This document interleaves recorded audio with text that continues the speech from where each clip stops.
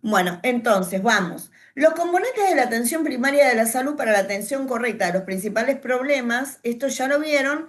Y a ver, es importante entender que para en clave de sostener esto, tenemos que tener la formulación de las políticas públicas adecuadas y la cooperación entre los países.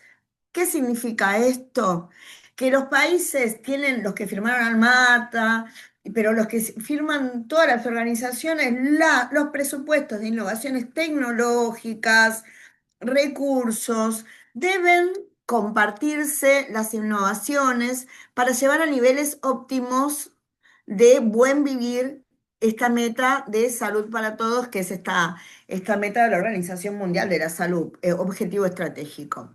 Es posible alcanzar un nivel aceptable de salud para todos si se cumplen en el año 2000 mediante una mejor y más completa utilización de recursos mundiales. Esto es lo que nosotros llamamos la planificación estratégica para que la utilización de los recursos también sea estratégica. Fines de los 80, la asociación entre la consigna Salud para Todos y la estrategia de atención primaria para todos entra en crisis. Sobre todo a partir de asumirse que lo que está ahora era una meta a corto plazo, salud para todos, pasaba a ser un objetivo sin plazo. Ahí estamos. Esperen que voy aceptando personas. Y ahí estamos. Bueno, esto significa que en alguna parte del recorrido se perdió parte final de la consigna que se deja de considerar una meta. Se pierde el 2000 como un referente fuerte. En el 78 operaba, pero que en los 90 se vuelve imposible. La duda más grande era si en realidad íbamos o no en este sentido y si íbamos hacia una salud para todos o simplemente tardaríamos más o si cambiaríamos de sentido inverso. Acá vamos a hacer un asterisco. Durante los 50 tenemos un estado de bienestar, ¿recuerdan? Un estado a donde los derechos y las políticas se llevaban adelante por un estado muy presente. Después de esto, después de, digamos, hay un golpe cívico-militar en la década de los 70 que entrona un neoliberalismo, donde el Estado se empieza a achicar. Por lo tanto, las políticas públicas empiezan a ser más asistenciales que de cobertura total. En la década de los 90 es el neoliberalismo tajante y hay algo que se denomina gerenciamiento en servicios de salud, por lo que quienes, digamos, los grandes laboratorios toman parte en las políticas públicas y los países, para obtener mejores calidades y servicios, entran a endeudarse. También las políticas públicas de atención en salud se recortan. Cualquier semejanza con la realidad actual no es pura coincidencia. Cuando nosotros hablamos de ideología en un gobierno, tiene específicamente que ver con esto, ¿no? Si me pongo la camisita roja, verde, celeste o amarillita. Sino tiene que ver con la ideología que voy a tener para llevar adelante una política que nos abrace a todos, donde haya un Estado más presente, o otra política a donde el mercado sea quien regule con los laboratorios y con los intereses de los laboratorios, entre todas las comillas, la libre oferta y la libre demanda, cosa que nosotros sabemos en salud trae, digamos, un serio problema. Y lleva aberraciones con decir, bueno, vos tenés este problema de salud, fíjate en cómo te lo gestionas solo en enfermedades y sobre todo nosotros, o ustedes más que yo, que van a ser garantes de intervenir en personas que tienen discapacidad. Ustedes saben que son tratamientos muy costosos y que requieren de políticas públicas que sean sostén y apoyo. ¿Esto está claro, chicos? Chicas, Sí, profe. ¿ven por qué es interesante? O sea, uno Sí, profe. tiene que resignificar. Ustedes saben que seguramente quienes van a hacer sus acompañados, no van a tener el problema de que no consiguen el broncodilatador, sino que van a requerir para la misma dignidad humana que tienen todos los seres por el mismo simple hecho de ser sujetos, un conjunto de apoyaturas que son onerosas. Uno de los principios de la seguridad social que lleva adelante el estado de bienestar, pero que no se diluyó, más allá que parece que sí, implica que para aquellos que más dificultades tienen, quienes más poseen, deben tener mayor valor contributivo para que haya una equidad, para que estemos hablando en términos de igualdad, no solamente de igualdad, sino de equidad. Quienes menos tengan, se lo suba. Digamos, un escaloncito más arriba para que se encuentre en la misma posibilidad de tener un buen vivir que alguien que tiene mayores posibilidades económicas o mayor accesibilidad a los recursos de salud. ¿Esto está claro? Sí, profe. Bueno, gracias, Sí, Rocío. sí, sí, profe. Gracias, Marcela. Dentro del concepto de estado de bienestar hay dos artefactos distintos. Un primer artefacto se origina a fines del siglo pasado y tiene como emergente fundamental la seguridad social, los seguros de desempleo, los mecanismos más vinculados a la prestación de los servicios a los trabajadores. Es una estrategia política de estabilización social, surgida en la época de Bismarck, recuerden que nosotros de esto ya hablamos, que va generando los sectores trabajadores que accedan a ciertos estándares y a ciertos servicios que no accederían espontáneamente por su nivel de ingresos, sino a través de un mecanismo de solidaridad horizontal. Esta cuestión demos todos la posibilidad de que podamos acceder a que los derechos intrínsecos del hombre, por su calidad de hombre y por su dignidad, tengan niveles igualitarios. Esto a la vez produce un ascenso social y no individual sino colectivo y la posibilidad que estos sectores beneficiados por este crecimiento relativo contribuyan a generar la paz social bajo una hipótesis de la amenaza misma, ¿no? A ver, teníamos nosotros trabajadores, si ustedes recuerdan, antes del estado del bienestar, en la primera época, en la época de la revolución industrial. Recuerden que el estado se empieza a confluir un nuevo estado cuando después del crack del 29 nos dimos cuenta que el estado solo no se regulaba nada más que hacia el abismo, digamos, el mercado solo no regulaba nada más que hasta el abismo. En la primogenia de este modo que nosotros tenemos de ver el capital, vemos que en la sociedad industrial el hombre trabajaba para ganarse su plato de comida, pero era literalmente un plato de comida. Y trabajaban todos en la familia, el hombre, la mujer y todos los que estaban hacinados en pequeños departamentos en lo que era la sociedad industrial de Europa, especialmente Inglaterra. De ahí nace la palabra proletariado, ¿no? Cuando yo más cantidad de pibes tenga, más cantidad de mano de obra voy a tener para poder solventar la posibilidad de comer, trabajando en laburos altamente inhumanos. Este estado entra en crisis, ¿por qué? Porque se dieron cuenta que no solamente se necesitaba mano de trabajo barata, sino que los productos que iban al mercado, en un mercado que crecía, alguien los debía consumir. Y un pueblo netamente empobrecido y que se moría, digamos, no solamente, digamos, no era humano, sino que no era efectivo en los términos de mercado.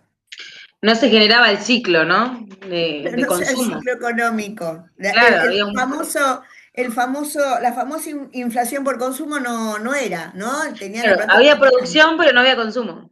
Exactamente. Entonces, en un nuevo capitalismo se empieza a generar y empieza un incipiente capitalismo financiero.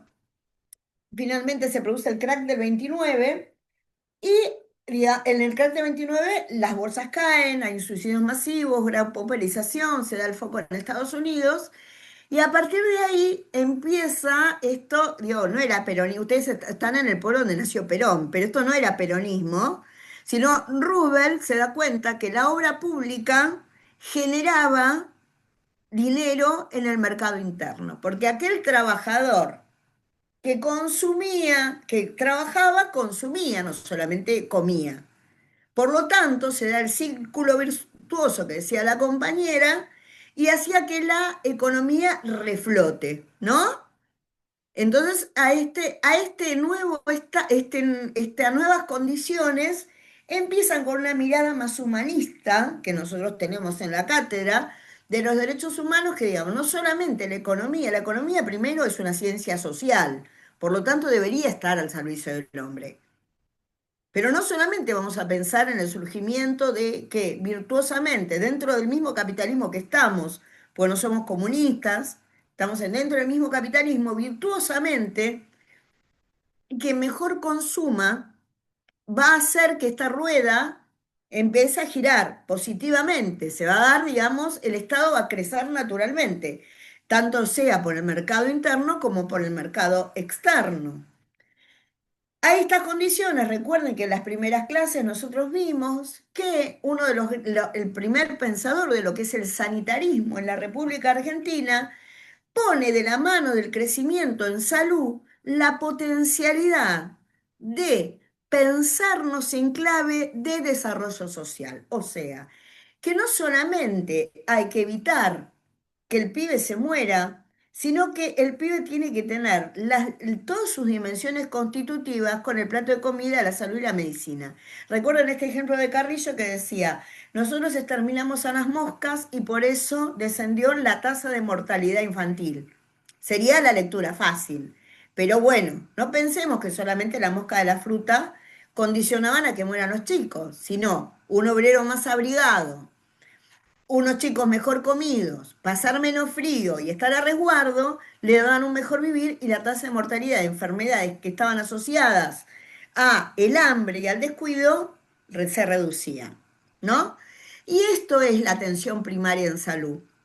No solamente pensar que yo voy con una crisis asmática y tengo un broncodilatador. Eso sí es necesario, pero no puede estar no pensado en clave de una interrelación con aquellas instituciones intersectoriales, este mapeo que uno hace de los recursos de desarrollo social para trabajar en conjunto.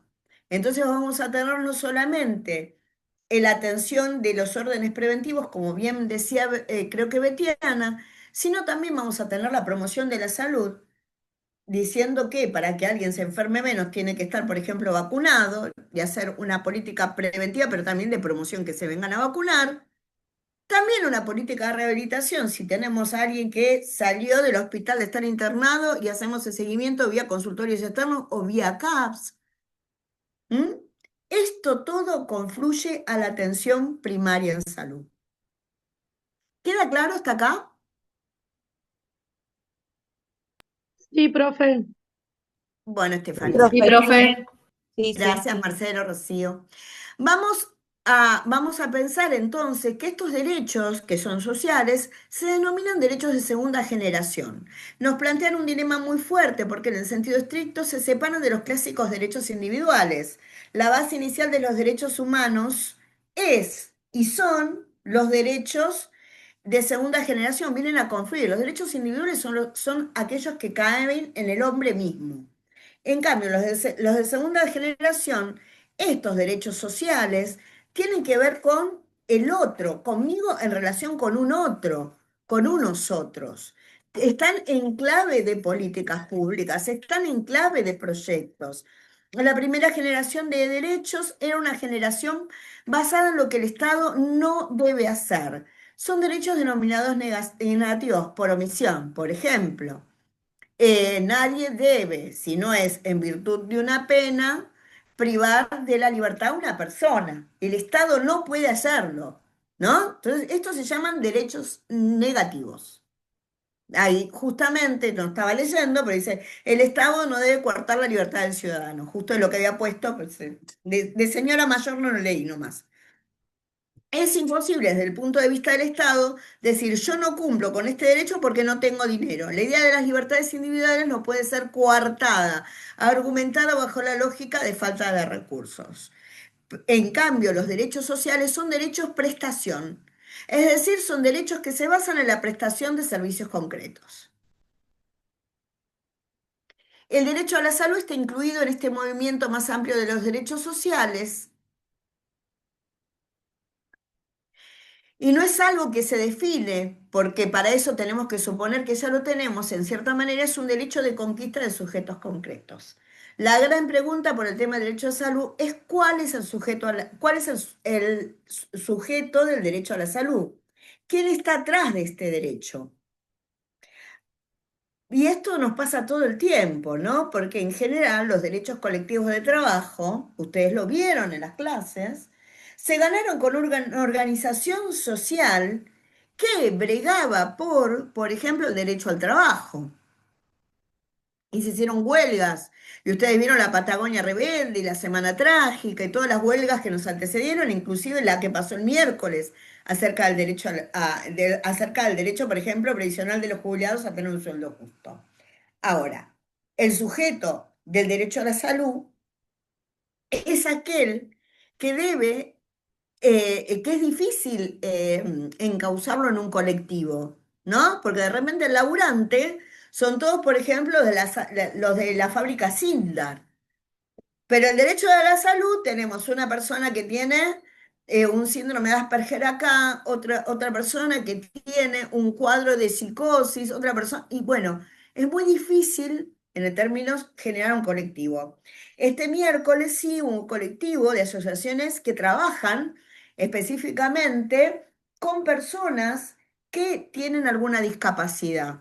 Y ese colectivo se hizo ver como un sujeto que estaba presionando por la cobertura de su derecho a la salud. ¿Qué hay detrás del concepto del derecho a la salud? Persiste el concepto de equidad que algunos pensaron de forma un poco licuada como de igualdad o de justicia, pero en sentido estricto el concepto de equidad proviene del campo jurídico. Habla del perfeccionamiento de lo que es justo. La equidad en realidad va más allá de la justicia. La equidad es lo que permite, hasta el concepto de discriminación positiva, darle más al que más necesita. No esto que decíamos que venía de un piano. A cada quien lo suyo. El que más necesita va a necesitar más. Por lo tanto, tiene que estar más cubierto. A partir de esta idea de equidad, se me ocurre que por detrás del derecho a la salud hay por lo menos tres juegos de equidades.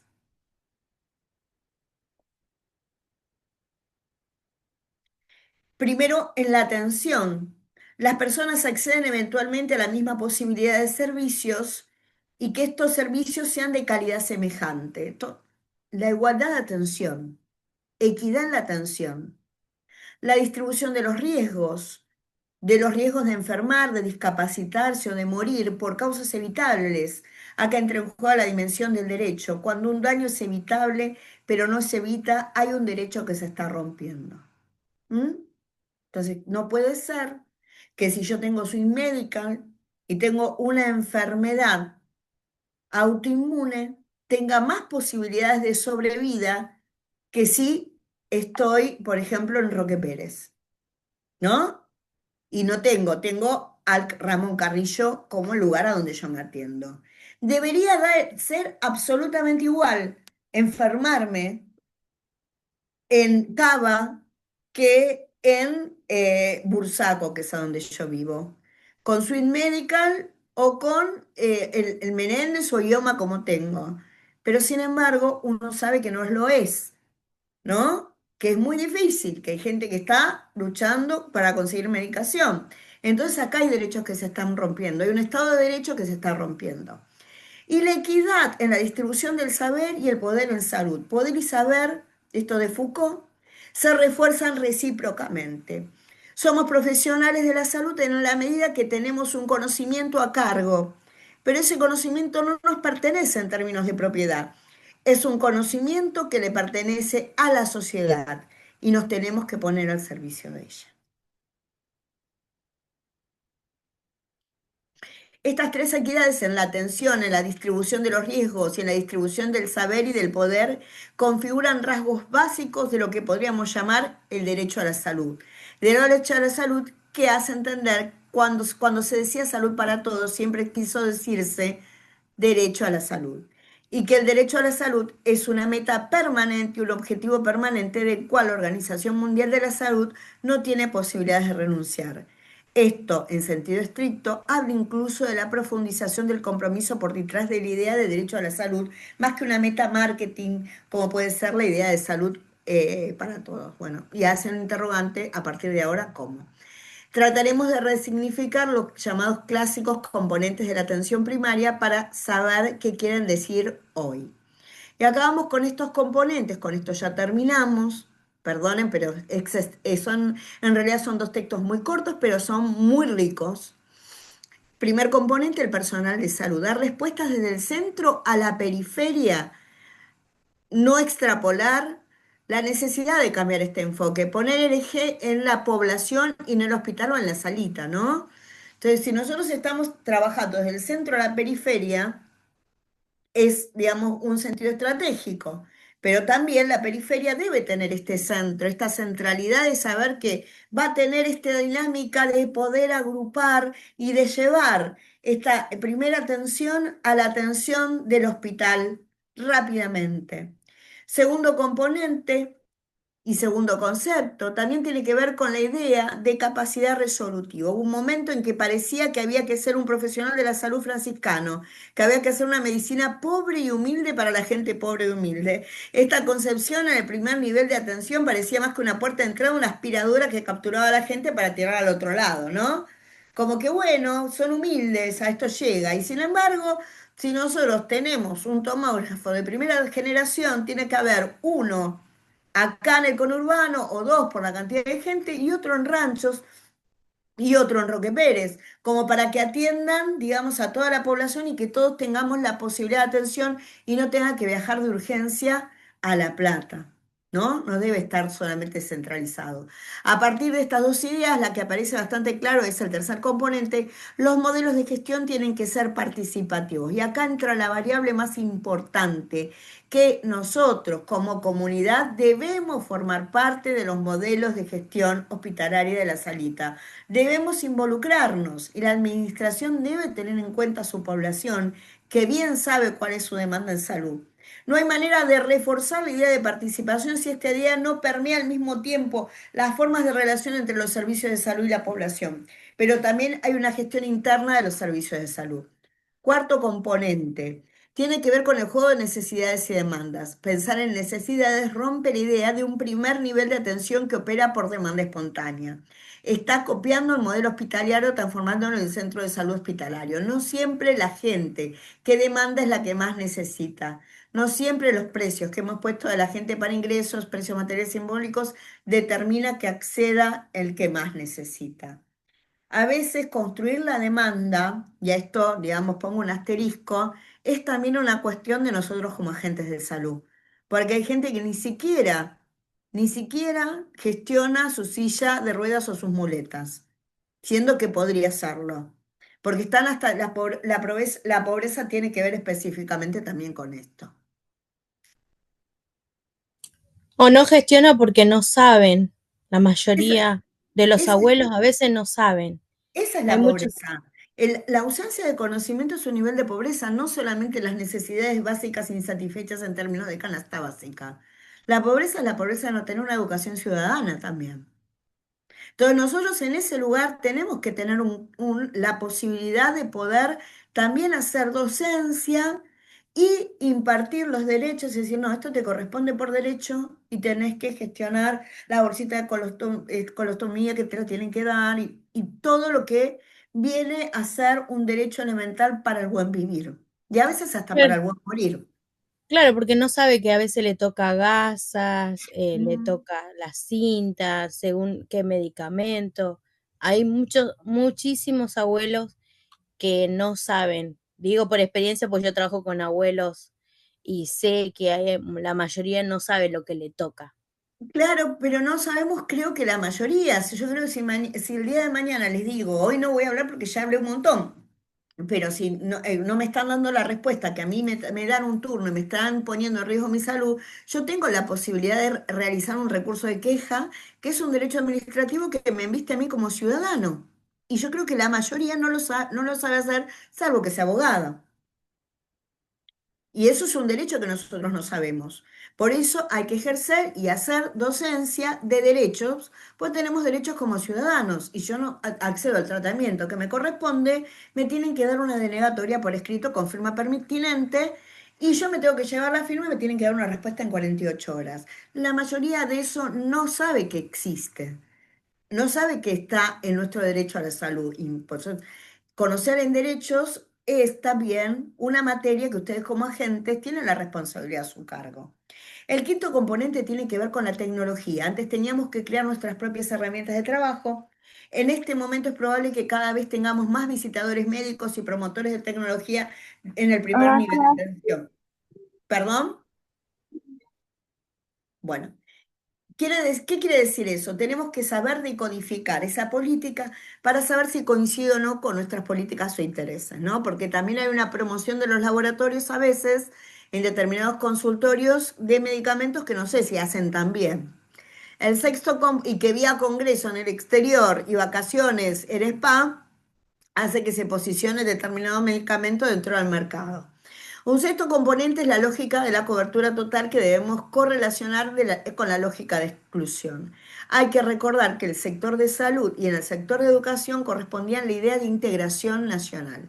Este es un país de migrantes, de culturas divergentes, un país cuya integración es más una propuesta y un deseo que una realidad.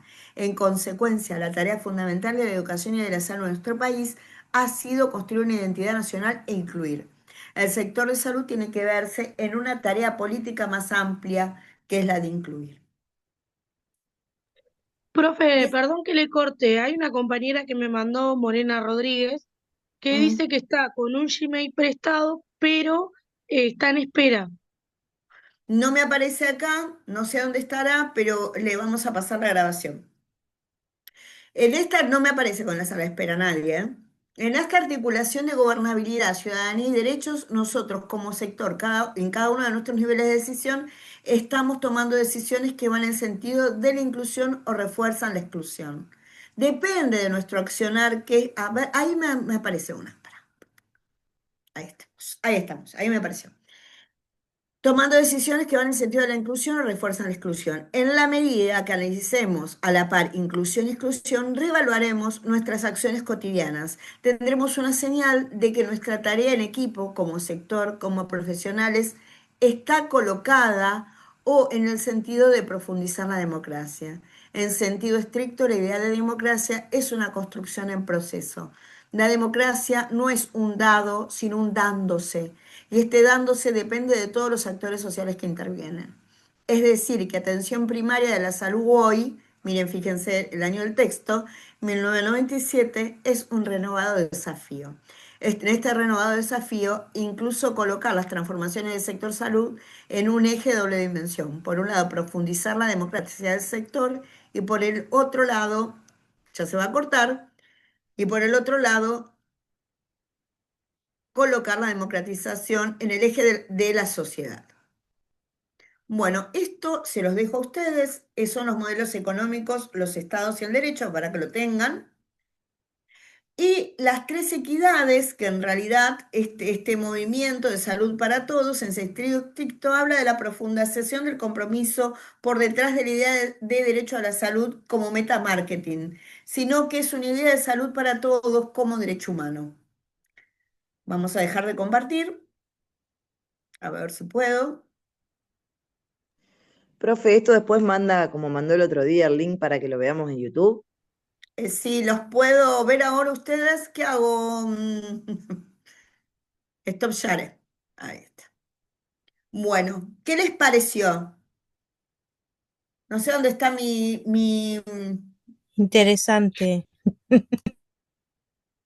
rápido, interesante. Rápido, de a rato lento, pero rápido, pero entendible, sí. Bueno, ¿qué es lo que vamos a hacer ahora? Porque se me acabó el tiempo del Zoom, creo que ya se está por... miren, acá me está diciendo, se está acabando tu tiempo del Zoom. Descartar. Ahí está. Yo les voy a dejar, estos conceptos tienen que estar, por supuesto, en el marco conceptual que ustedes van a desarrollar. Les voy a sacar una fotito para acá. Ahí está. Para poner de portada en el video si puedo. La idea es que puedan ustedes, a partir de acá, centrarse en los conceptos que nosotros dimos, ¿ok? O sea, nosotros estamos dando unos conceptos que son centrales. Los conceptos estos que son centrales son los conceptos que ustedes tienen que tener en colación a la resolución del mapa conceptual, que es el segundo parcial. ¿Alguna pregunta? No, hable un poquito más de lo que va a ser el segundo parcial, a ver que dijo así de un trabajo práctico, de ahora dice de una red conceptual. Expláyese un poquito más en eso. Es un trabajo práctico que es una red conceptual. ¿Qué es una red conceptual? Nosotros igual vamos a... Profe, Sí, decime. Decime. ¿Eso A lo ver si tenemos que hacer en grupo, profe? ¿Cómo tenemos que hacerlo? ¿Me explica? lo tienen que hacer en grupo, se va a dar para la semana anterior para hacerlo. Lo pueden Ujú, hacer, muy probablemente sea cuando yo viaje a Roque Pérez, pero ujú, de no ser así, lo pueden hacer igual y lo defienden cuando viajo a Roque Pérez, ¿sí? ok. ¿Mm? Reconceptual significa todos los conceptos que fuimos viendo hasta ahora están en clave, o sea, van a estar relacionados con un eje común, pero vamos a explicar cómo hacerlo. Hay en Genius, hay varias plataformas como para hacer redes conceptuales, en este que usé ahora, que no me acuerdo cómo se llama, el PowerPoint también, que es sencillo, y van poniendo los conceptos O sea básicos y que lo tenemos pueden. que hacer de todas estas clases una red conceptual y defenderlo Sí, cuando usted venga la próxima. exacto, ¿Usted cuándo va a exacto. venir? ¿El otro viernes o el otro fin de semana? Y estoy negociando el tema de venir porque me están diciendo que tienen exámenes, no sé qué historia, así Sí, que estoy claro, tratando de tenemos negociar. Sí, el ya volvemos con sábado. los exámenes. Mm, Bueno, por eso estoy negociando a ver cuándo venimos. El que viene, seguramente no, capaz que el otro. Este no, el que viene no, el otro. ¿Está Claro, y bien? el otro también creo que tenemos examen, ¿no? Cae ¿El del 28. 20 o el del 27, profe? El El, del 27. Bueno, ¿no el del viene 28 Mercedes? tenemos examen. Bueno, tendrán que cambiarlo una vez los otros profesores, chicas, porque la verdad que yo me adecué todo lo que pude, pero en algún momento las tengo que evaluar. Igual lo de ustedes no es que Claro, va a pero por ser. ahí las cuestiones